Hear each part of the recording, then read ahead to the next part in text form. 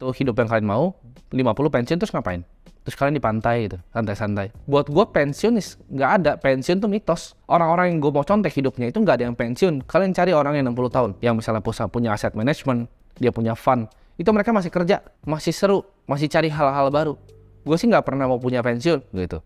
Jadi konsep pensiun sendiri tuh nggak pernah register di otak gue, karena gue nggak mau kayak gitu. Kalian cobain aja santai-santai di Bali 3 hari.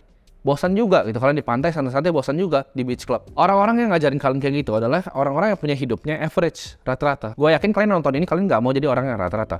Gue nggak mau jadi orang average, yang cuman mungkin ya liburan tuh gue harus ngitung-ngitung budget segala macam. Gue nggak mau jadi orang kayak gitu. Gue mau kalau gue liburan hari ini, besok gue mau pergi, gue pergi besok. Gue mau makan di restoran ini, gue bisa makan di restoran ini. Gue mau beli mobil ini, gue bisa beli mobil ini. Gitu. Gue nggak mau lakuin hal itu di umur 60 tahun. Udah susah jalannya nanti. Kalian coba gini, kalian pernah dengar saying kan?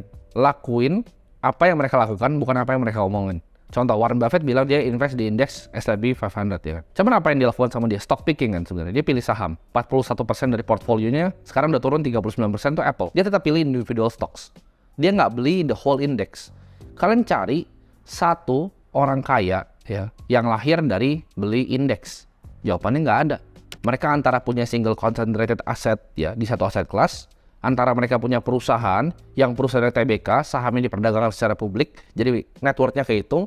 Nggak ada orang kaya yang kaya dari nabung reksadana indeks. Ada orang kaya dari nabung saham perbankan, nggak ada. Di sini yang gue belajar paling penting adalah investasi di skill yang bisa ngasilin kita uang buat bisa investasi lebih besar. Jadi jangan pas masih income-nya kecil nih, kita hajar semua berhemat kayak mampus, investasi itu nggak bakal bisa kaya. Yang kita bisa bikin kita kaya adalah tingkatin skillnya naik.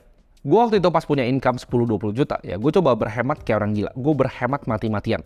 Oh nggak boleh beli ini, nggak boleh beli itu, nggak boleh beli ini. Alhasil gue cuma bisa invest 10 juta. Biaya hidup gue 10 juta untuk kasih orang tua segala macam. Sisa 10 juta. Dari 10 juta lu mau jadi kaya gimana? Lu mau invest nih 7%. Ya mungkin bener bisa kaya 50 tahun, tapi mau kaya gimana? Begitu gue udah tahu ya, investasi terbaik itu adalah leher ke atas. Yang gue lakukan apa? Gue switching. Gue nggak investasi di aset kelas. Waktu gue cuma punya income 20 juta. Yang gue lakukan apa? 10 juta tadi yang gue tadi taruh di saham blue chip ya, gue tarik semua dari sekuritas gue bayarin orang makan. Itu yang gue lakuin. Jadi gue cari orang ya yang menurut gue lebih hebat dari gue mau belajar dari dia, gue coba reach out, gue coba traktir untuk makan siang atau makan malam. Jadi gue budgeting 10 juta itu semuanya gue bakar buat bayar orang makan. Itu gue pakai untuk ngelobi orang ya, yang akhirnya jadi network gue sekarang. Itu yang gue lakukan. Gue ajak orang untuk makan siang ya. Gue belajar dari buku, gue ikut banyak banget workshop online. Itu yang gue lakukan.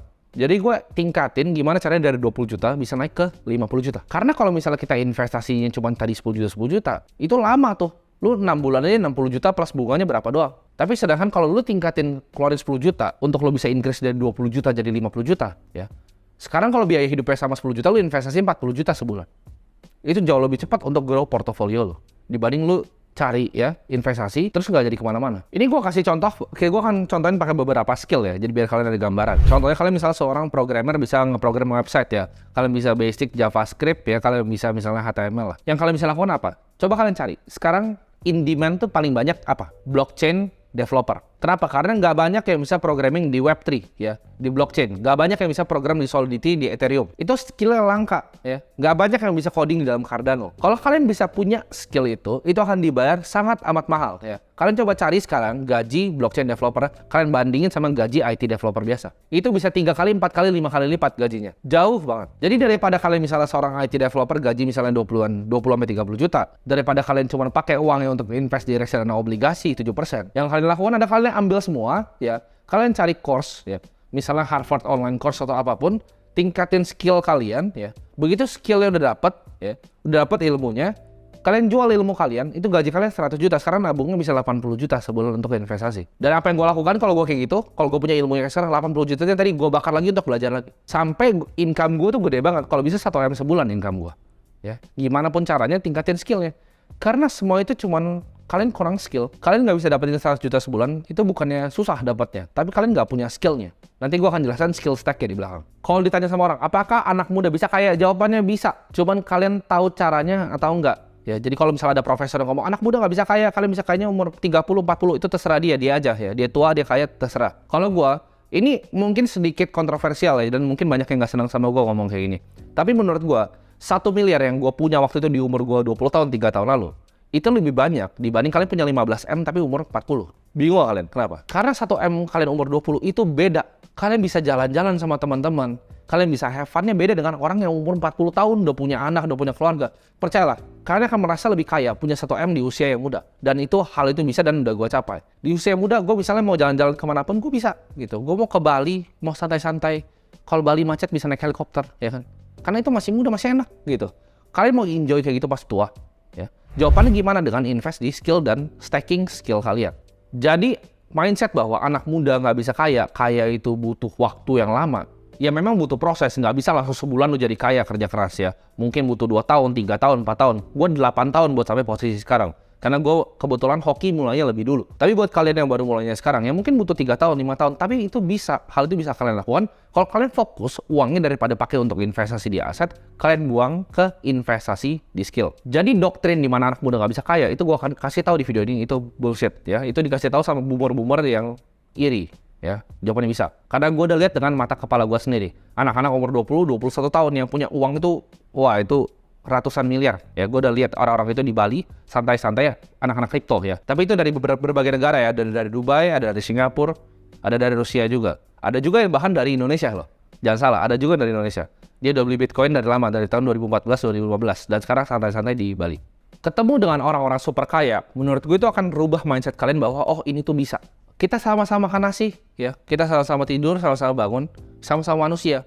Kalau gue bisa, gue yakin kalian juga bisa. Coba di switching mindsetnya. Daripada kita berhemat nih, nggak mau misalnya keluarin 50.000 untuk kopi di Starbucks. 50.000 kopi di Starbucks itu nggak akan jadi apa-apa anyway. Daripada keluarin 50.000, coba kalian double malah. Keluarnya buat kopi 100.000 ya, tapi yang kalian lakuin, kalian jangan ke Starbucks. Kalian coba ya, kalian coba datang ke hotel-hotel bintang 5 di Jakarta. Kalian coba datang ke lobby-lobby hotelnya, kalian kopi di sana 80.000 mungkin 100.000. Tapi dengan kopi di sana, kalian coba kerja di sana sambil kopi. Karena kalian lihat orang-orang kaya ya surrounding kalian. Ini yang gue suka lakuin zaman dulu. Waktu gue nggak punya uang, gue suka aja datang ke lobby-lobby hotel. Atau kalian cari lounge-lounge yang mahal, pesan kopi aja 80.000. Ya, cuma naik 30.000 dari Starbucks. Tapi yang kalian dapetin adalah experience untuk melihat gimana caranya orang kaya itu bekerja, gimana caranya mereka berinteraksi. Kalian ambil itu energinya, ya itu yang kalian harus lakukan. Jadi punya otak dia kalian bahwa oh it's possible. Kalian coba datang ke hotel bintang 5 di SCBD. Kalian lihat parkirannya isinya apa. Kalian lihat valenya isi Ferrari dan Lamborghini. Ya itu akan mikir oh it's possible untuk bikin uang kayak gitu. Karena ini gue cerita waktu gue masih kecil ya. Gue lihat orang naik Porsche ya kan. Waktu itu gue masih naik Kijang yang tua banget. Gue lihat orang naik Porsche dan gue pikir-pikir gaji UMR tuh berapa sih? Oh gaji UMR tuh waktu itu mungkin 2,5 juta atau 2 juta. Sedangkan mobil tuh harganya berapa miliar, gue nggak tahu.